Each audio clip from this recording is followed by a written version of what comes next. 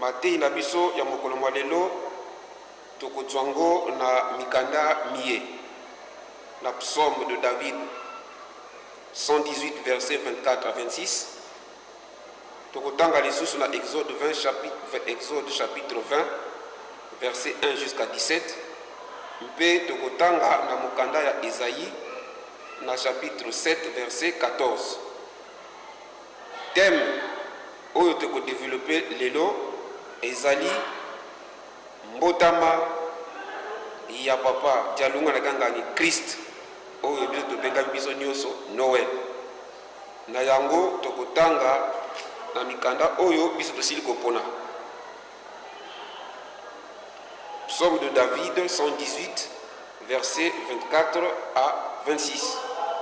Tokotanga na français, tokolimbo na lingala. C'est ici la journée que l'Éternel a faite. Qu'elle soit pour nous un sujet d'allégresse et de joie. Ô Éternel, accorde le salut. Ô Éternel, donne la prospérité.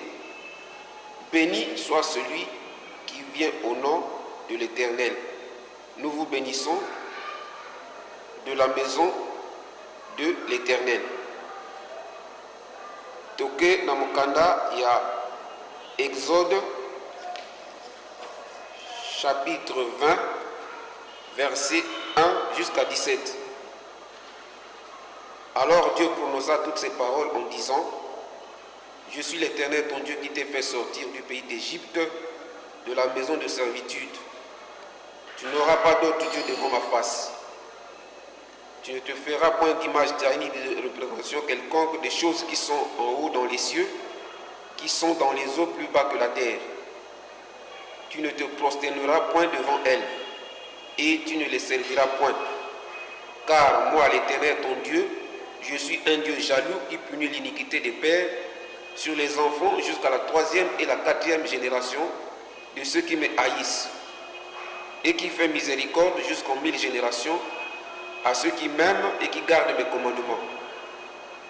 Tu ne prendras point le nom de l'Éternel ton Dieu en vain, car l'Éternel ne laissera point impuni celui qui prendra son nom en vain. Souviens-toi du jour du repos pour le sanctifier. Tu travailleras 6 jours et tu feras tout ton ouvrage. Mais le 7e jour est le jour du repos de l'Éternel ton Dieu. Tu ne feras aucun ouvrage, ni toi, ni ton fils, ni ta fille, ni ton serviteur, ni ta servante, ni ton bétail, ni l'étranger qui est dans tes portes. Car en 6 jours, l'Éternel a fait les cieux, la mer et tout ce qui est contenu. Il s'est reposé le 7e jour. C'est pourquoi l'Éternel a béni le jour du repos et l'a sanctifié. Honore ton père et ta mère, afin que tes jours se prolongent dans le pays que l'Éternel ton Dieu te donne. Tu ne tueras point, tu ne commettras point d'adultère, tu ne déroberas point, tu ne porteras point de faux témoignages contre ton prochain, tu ne convoiteras point la maison de ton prochain, tu ne convoiteras point la femme de ton prochain, ni son serviteur, ni sa servante, ni son bœuf, ni son âne, ni aucune chose qui appartient à ton prochain. Wana toke na mukanda ya Esaïe. Esaïe ndenge tolobaki na chapitre 7 verset 14.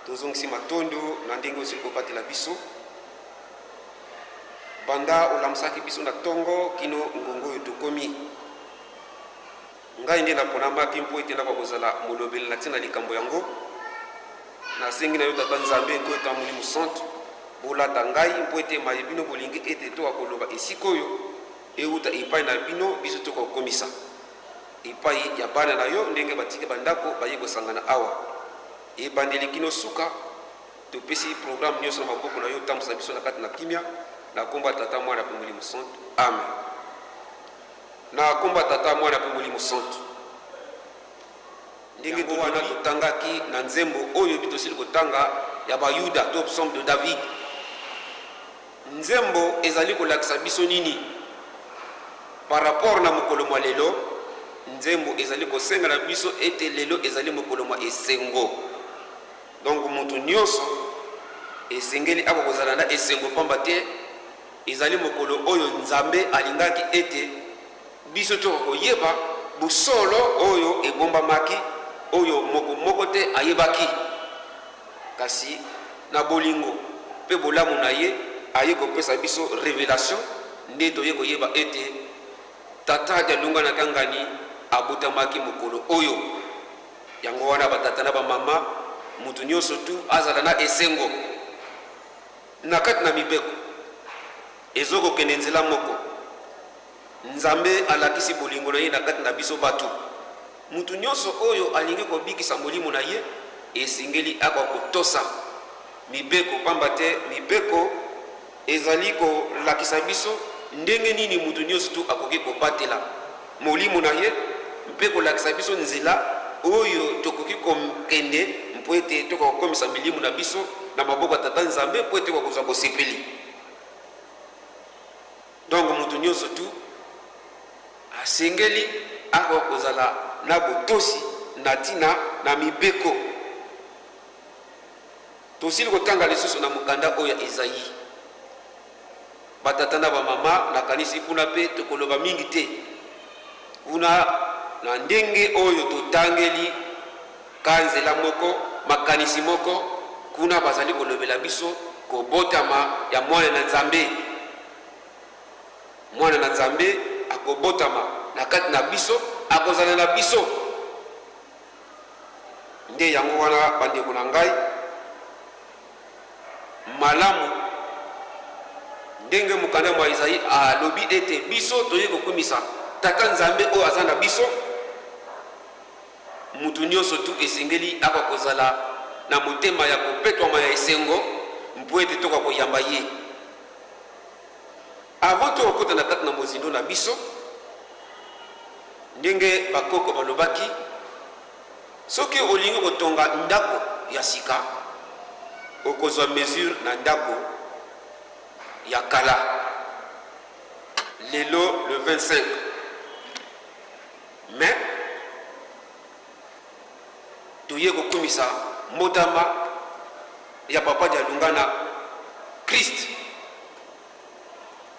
kasi kala tozalaki kokumisa le 25 décembre yango wana tokopesa nano liboso histoire ya le 25 décembre makambo nini malekaki na tango wana tokoloba boye batata na bamama na tango kala bazalaki kumisa mokolo ya mbotama ya nkolo Yesu te meme ye moko nkolo Yesu na bandimi oyo ya kala bazalaki atanga likalisi moko na date oyo ya mbotama ya nkolo Yesu me likambo wana eyaki kozwa nzela tango nini na tango oyo nkolo Yesu aye kokufa mituna ezalaki bato bakabwanaki po bato mosusu bazala koloba nkolo Yesu azali kaka mutu me bamosusu balobi te nkolo Yesu aza mutu me azali pe nzambe bamba te na kati na bomutu nzambe pe ezali tango ba discussion wana ezalaki na oyo babengaka concile ya Nice nde kuna bato babandaki koluka baso rappeler balobi au fait mais nkolo Yesu azalaki na biso mais toyebaki te abotamaki mokolo nini. Alors nde bato bakomaki kolukaluka. Tango bato bakomaki kolukaluka bato wana ezali banani bayekoli ya nkolo Yesu mpe bayekoli ya bayekoli ya nkolo Yesu. Donc oyo biso toko kobenga ba père apostolique nde bakomaki koluka. Mais na kati na koluka wana bakabwanaki na biteni po badate epesamaki ezalaki mingi. Bamususu balobaki nkolo Yesu abotamaki le 6 avril. Bamususu balobi le 20 mai. Bamususu oisi badate ebele bamwa ebele kasi badate na bamwa oyo baza kopesa ezalaki ko convaincre bandimi te, bandimi bazalaki convaincu te pe bango moko ba père apostolique bango moko na bango moko bazalaki na boyokani te.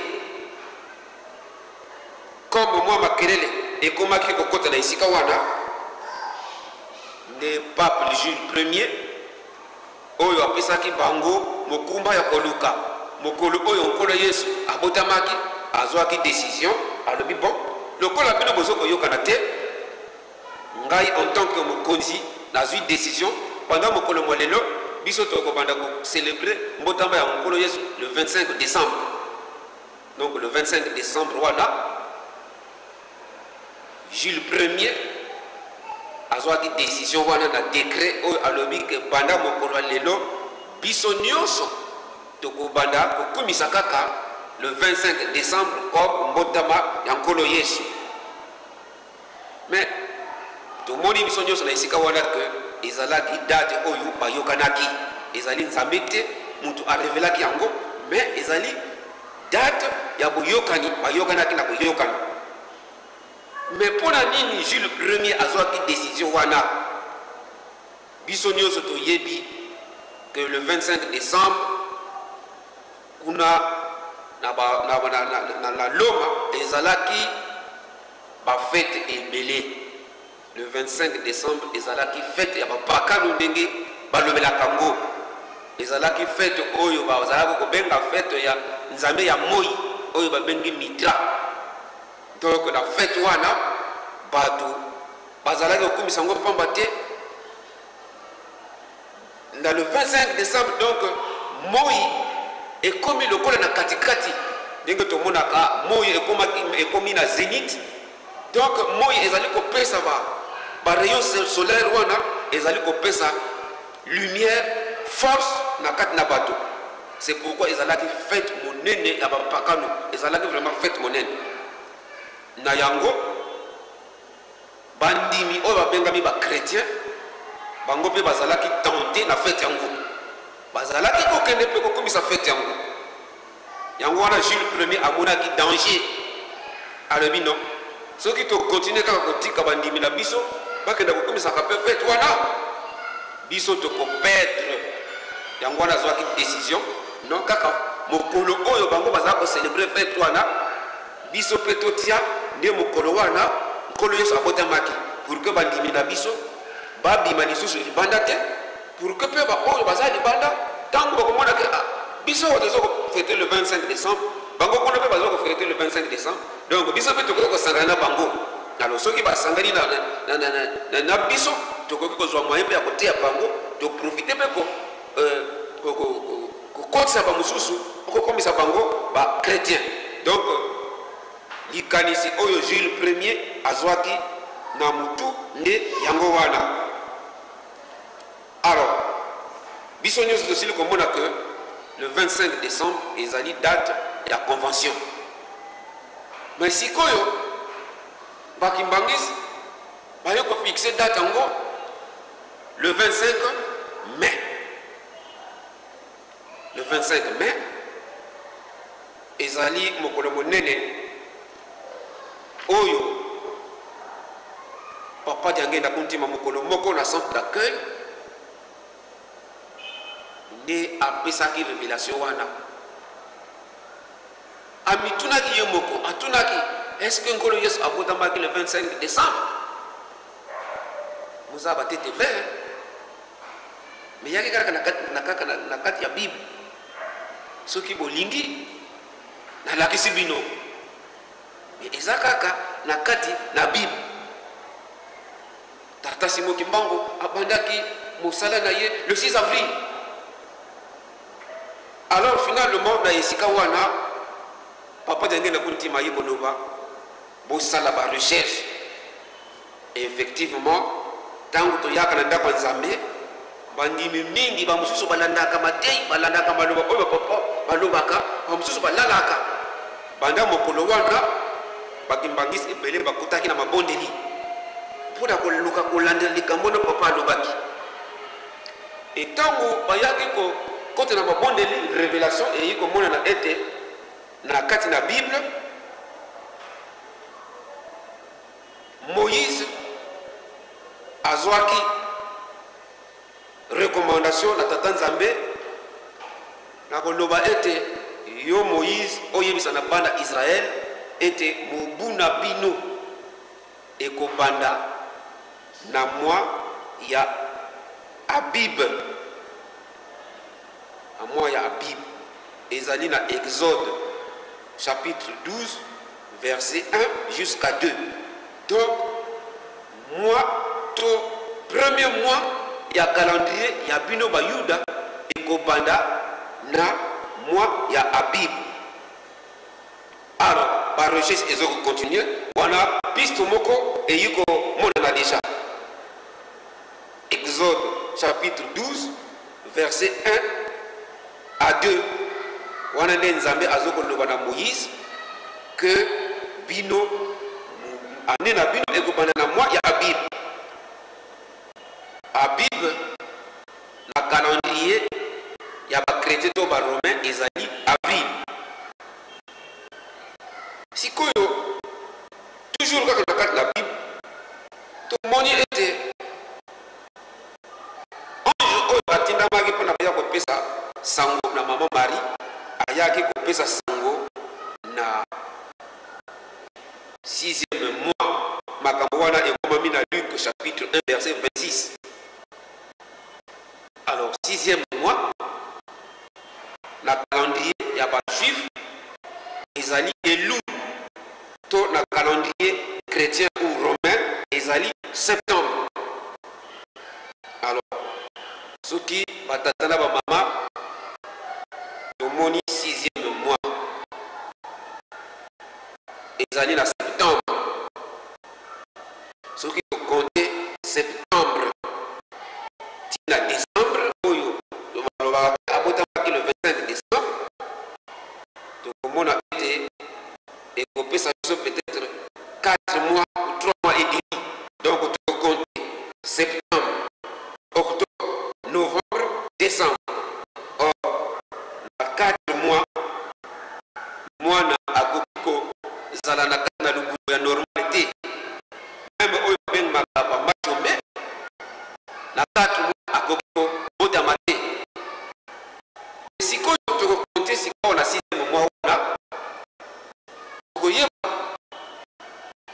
mois 9e mois to 9 mois ekokoka ko matiel mois. Et moi je 12 septembre.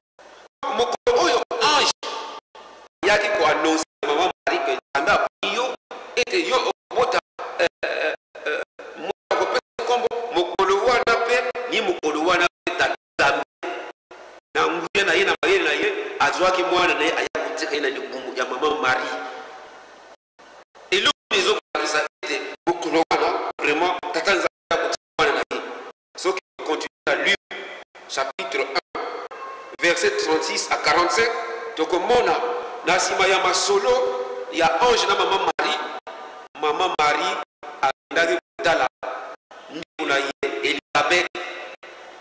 Ntango akendaki, ntango akomi kaka bapesani mbote, mama Elisabeth a crié, a s'exclamé, alobi lukumu ezwa yo mpona nini ntango opesaka mbote mwana oyo aza na libumu na ngai. Elisabeth azalaki deja na zemi ya 6 mois. Ntango yo opesaka mbote mwana oyo aza na kati na libumu na ngai aningani, elakisi ete nguya ya tata nzambe esili kotonda na kati na nzoto na yo.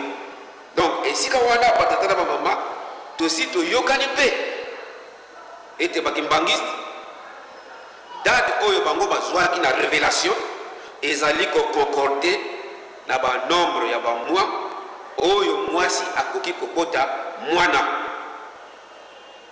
Donc tokoloba soki tokoki kozonga nsima de septembre à décembre epesi 4 mois nzambe akoki kobotama prématurité. Et en plus na kati na mokanda na nzambe kaka bazokoloba na biso ke abotamaki libanda na kati na ndako ya bibwele, mais mwana ya moke akoki kobotama na libanda te, pamba te na décembre biso nyonso toyebi bato oyo bakendaka na poto balobaka na biso ezali période ya hiver. Or hiver ezali période ya malili et même baglace ekoyaka. Mais est-ce que mwana moke akoki kozala vraiment na ndako ya bibwele na ntango wana? Et puis berger na mage, surtout berger oyo bazalaki kobokola banyama bibwele na hiver bakoki kozala libanda te na kati na malili. Yango eza kolakisa ete décembre ezali vraiment ekoki koconcorde te na mbotama ya nkolo Yesu. Mais soki sikoyo tozwi décembre ti mai eza kopesa biso 9 mois ndenge tolobi durée normale ya zemi ndenge bamama babotelaka biso. Et date wana etombe juste na mokolo oyo papa Dialungana Kangani abotamaki. Donc la même date oyo nkolo Yesu abotamaki kuna yango mpe ayaki kobotama epai na biso bakimbangisi, epai na biso bato mwini, aye kobotama epai na biso na kombo mosusu oyo excuse oyo azalaki na ngo kuna yango te aye kobotama na kati na biso, kasi aye kobotama ya kombo mosusu, mais mulimo kaka moko, nzoto kaka moko. Soki kuna azalaki na nzoto ya pembe, awa aye kozwa nzoto ya bato oyo asepelaki kofanda na bango, donc nzoto ya bato mwini. Alors maintenant mituna oyo ezokopesamelaka biso ni oyo bazokoloba na biso bon le 25 décembre ndenge bakimbangisi bolobi que eza une date conventionnelle. Oui, nous acceptons cela, en bataille, vous en avez raison. Bon, bino pe bolakisi na Bible que vraiment date oyo on connaît sa botamaki le 25 mai bolakisi na Bible tozali ko ndima. Mais sikoyo pona nini bino bozokoloba ke ezali papa Dialungana yende nkolo Yesu, ndenge nini biso bakimbangiste toyebeli ete nkolo Yesu oyo azalaki na bayuda nde ye papa mfuma mbanza aye kobotama epai na biso. Na yango batata na bamama mpona korépondre na baquestion ndenge wana tokozwa mwa basource oyo tokozwa d'abord Bible, bapassage tokomeka kopesa bapassage ya Bible, tokopesa bamessage ya bapapa na biso, tokopesa mpe batémoignage, e tokozwa mpe banzembo oyo ya biso ya bakimbangiste. Mpo na Bible tokozwa passage oyo ya Matthieu 21:43. Matthieu chapitre 21 verset 43.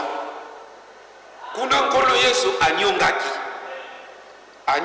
mpona nini? Mpo tango azokopesa mateyi azali kolendisa mateyi na ye epai ya bandimi, mais bayuda mingi bazalaki kondima te, bazalaki kotiela ye mitambo ya ndenge na ndenge. Yango wana ye alobaki lokola bino bolingi boyokelanga te bokonzi oyo na mokolo na kolongola yango na kokende kopesa ngo na libota baoyo bakobimisela yango mboma mpe bakosepela na yango. Alors tomoni ete likambo wana ya nkolo Yesu etikalaki pamba te me ezwaki nzela yango wana mpona komona kolakisa ete likambo wana ezwaki nzela tokozwa lisusu kaka na kati na Matthieu. Na kati na Matthieu chapitre 23 verset 37 à 39 na kati na passage wana ezali kolakisa biso ascension ya nkolo Yesu. Ezali ntango nkolo Yesu amataki bato bamonaki ete ntango nkolo Yesu asekwi asololi na bayekoli na ye amataki e bokonzi na Nzambe yango wana ezalaki okende pamba te le royaume oyo nkolo Yesu ayaki kolakisa na kati na mokili ezali ye moko nkolo Yesu. Donc Israël atikalaki vide. Est-ce que toza na passage biblique mosusu oyo ezokolakisa ete ya solo nkolo Yesu ntango akendaki kokweyela esika nini me ntango ye amataki akendaki wapi? Yango tokotanga na passage biblique oyo Ésaïe chapitre 19 verset 1 tosote kuna toke kotanga lisusu na verset 19 pe 20 na kati na passage wana verset 1 ezali ko confirmer chapitre 23 37 39 oyo ezokolakisa voilà nkolo Yesu amataki likolo ya mabata baza komona ye pe ake. Mais sikoyo soki tolandi na verset 19 ti verset 20 eza komonisa ete nkolo Yesu ntango amataki akendaki kokweyela wapi? Na l'Afrique na kati na Égypte, donc na kati na Afrique centrale. Alors mais eloko nini ezokolakisa ke vraiment nkolo Yesu ayaki kokweyela kati na l'Afrique? Oui, na ntango bakoko na biso batata na biso na konti ya nkamba na 1910 batata na bamama mingi ya epoke wana bamonaki étoile moko ya monene ebimaki, étoile moko ya monene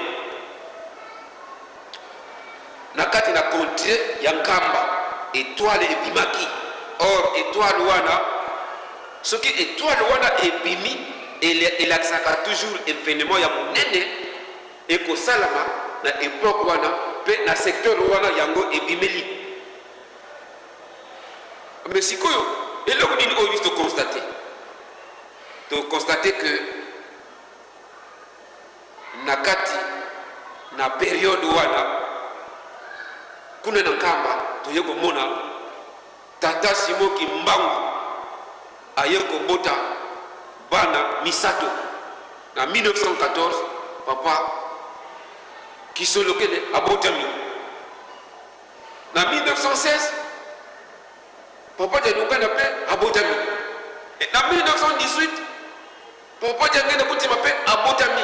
Elakisi ete tata Nzambe nkolo Yesu tata moni musantu oyo bazalaki na likolo bakitisi bokonzi na bango awa na se, donc bakiti elakisi ete tata Nzambe alakisi elongi na ye epai ya bato mwindu.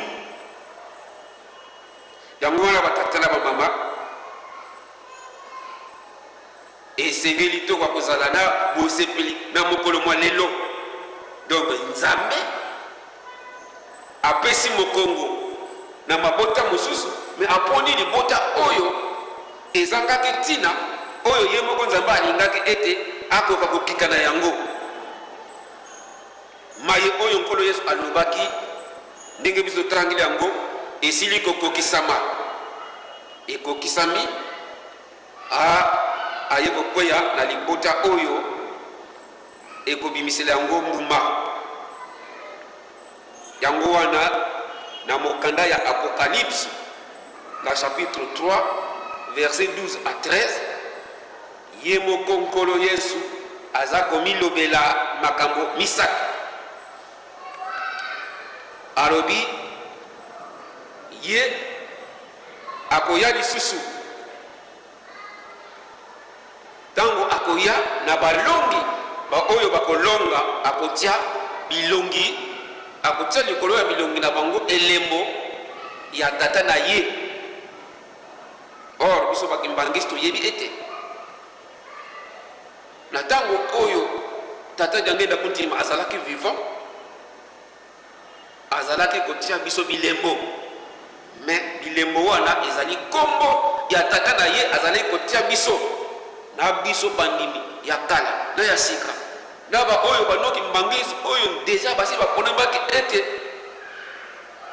bakozala baki mbangisi asi apesaki bango bilembo donc ezali kolakisa ete maloba oyo nkolo Yesu alobaki ete nakokende na libota oyo bakobimisela likambo mbuma toza komona ete likambo wana ezokokokana ekuna pa alobi ete tango nakoya kobimela na Yerusalemi oyo ya sika donc kombo ya mboka na ye ya sika ya mboka ya sika ekozala Yerusalemi ya sika. Alors biso tomonaki que na kati na Yerusalemi ya sika ndako nzambe eza kuna batata na biso bakoko na biso bamonaki ndako wana ndenge ezalaki kokita eza kobuta na likolo ezokokita etoyebi ke bamindele babetaki meme ndako wana masasi me bane bana yo kobongisa ndako wana donc maloba ya nkolo Yesu eye kokokana ye moko nkolo Yesu aye koloba lisusu ke ntango nakoya lisusu na kombo oyo ya kala nazalaki nango te kasi nakoya na nkombo na ngai ya sika. Alors banda mokolo wana bakimbangiste balobi ke nkolo Yesu ezali papa dialungana kiangani ndenge nini bakimbangiste bozokopesa ba confirmation wana tomoni komeka kopesa ba passage biblique ndenge tolobaki toleki na moi ba témoignage oyo biso tokopesa d'abord maloba ya ba papa bango moko papa Mfuma Mbanza ye moko avant 2000 asi alobaki na moi bato muke tango bake kopesa ye biloko na ngombe Kintsuka papa le 25 mais wana alobi Noël wana ezalaki avant 2000 bato balobi mais papa alobi Noël ndenge nini mais sikoyo tango tokombaki na 2000 ye moko papa alobi Noël alobi nkolo Yesu oyo bino bolukaka oyo balobaka ezali ngai dialungana ngai bokende ko panza yango na mokili mobimba ezali ngai. Mais avant cela toza na ba témoignage mibale oyo mutu nyonso to ayebi tokozwa nano ya biso moko bato mwingi tokozwa papa Benantilu mwana papa Nsilu Makola na ndenge oyo na kati na kondima ya biso bakimbangiste toyebi déjà que bazala koteya biso batata na biso bazokoloba na biso que papa Kulutu aza tata Nzambe papa Mfuma Mbanza papa dialunga na nkolo Yesu papa diangenda kuntima nde ye tata Molimo Santu mais papa Benantilu alingaki akonfirme likambo wana ete papa Mfuma Mbanza azali vraiment nkolo Yesu yango wana mokolo moko esengeli ye moko akende kotuna papa Mfuma Mbanza ye moko atuni papa biso baso koteya biso ke yo oza nkolo Yesu ese likambo wana eza ya solo yo olobi ndenge nini to olobi nini papa Mfuma Mbanza azongiselaki ye ata likambo moko te papa Benansilu azongi alobi non ngai il faut na yeba likambo oyo mpo ewa kofanda kaka na motema na nga il faut na koyeba azongi lisusu mokolo mosusu akei kotuna papa Mfuma Mbanza abaluli question alobi papa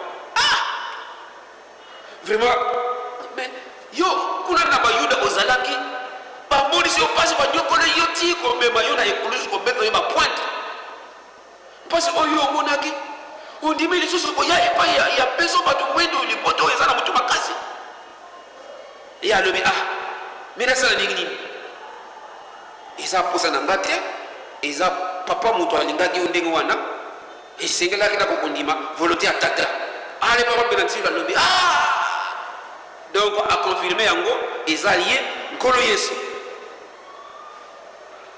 Enfin tozali na témoignage très poignant oyo ya pape Jean-Paul II oyo bato nyonso baoyo bayekola bayebi témoignage oyo apesaki mpona biso bato mwindu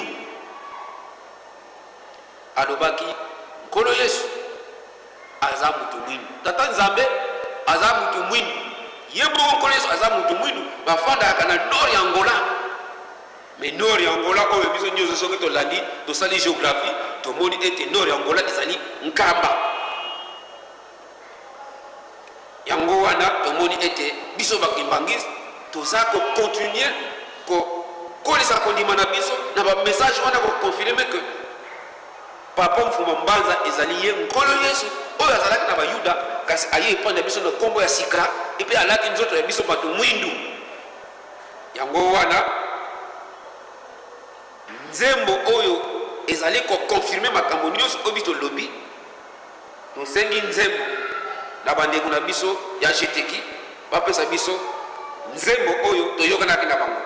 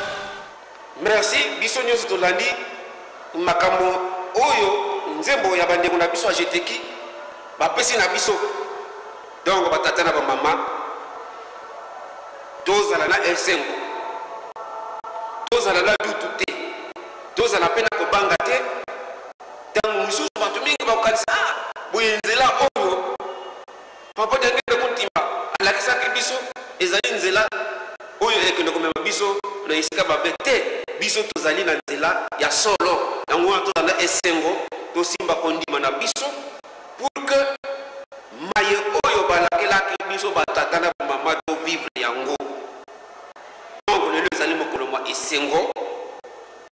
mutu nyonso tu tango bitokota na défilé mutu nyonso tu esengeli akozala na esengo mutu akozala na mawa te yango wana mpona kosilisa ndenge tolobaki po tosilisa ndenge tolobaki mama likambo oyo biso tokokende na yango matei ya baba mfuma mbanza aza koloba na biso nini pamba ye nde toye kokumisa ye aza koloba toujours nzambe atindaka bokabwani te nzambe atindaka bolingo